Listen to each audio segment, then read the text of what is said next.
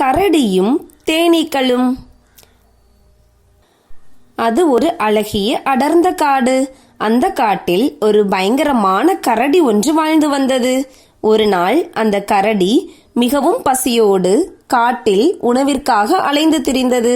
வெகு நேரமாகியும் அதற்கு உணவு கிடைக்கவில்லை. வழியில் ஒரு மரத்தின் மீது பெரிய தேன்கூடு ஒன்றை கண்டது. தேன்கூட்டை கண்ட கரடி தேன்கூட்டை கலைத்து அதிலுள்ள தேனை குடிக்க நினைத்து அதன் அருகில் சென்றது. கரடி தேன்கூட்டிற்கு அருகில் செல்லும் சமயத்தில் வெளியில் சென்றிருந்த தேனீ கரடி தேன்கூட்டிற்கு அருகில் வருவதை பார்த்து அதன் அருகில் சென்றது. கரடி அந்த தேனீயை பார்த்து, நான் இப்போது இந்த தேன்கூட்டில் உள்ள தேனை சாப்பிடப் போகிறேன் என்று சொன்னது.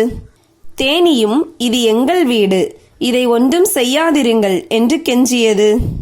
கரடியோ தேனீயை பார்த்து, நீயோ அளவில் சிறியவன், நான் உன்னை விட பல மடங்கு பெரியவன், உன்னால் என்னை ஒன்றும் செய்ய முடியாது என்று கூறியது.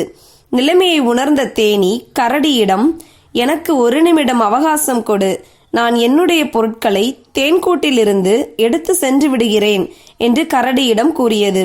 கரடியும் இதற்கு ஒத்துக்கொண்டது.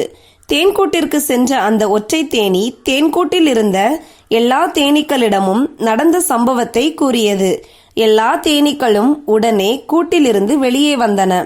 கூட்டிலிருந்து வெளியே வந்த எல்லா தேனீக்களும் உடனே கரடியை கொட்டத் தொடங்கின. கரடிக்கு தேனீக்கள் கொட்டியதால் வலியால் துடித்தது. மேலும் வலி தாங்க முடியாத கரடி ஓடத் தொடங்கியது.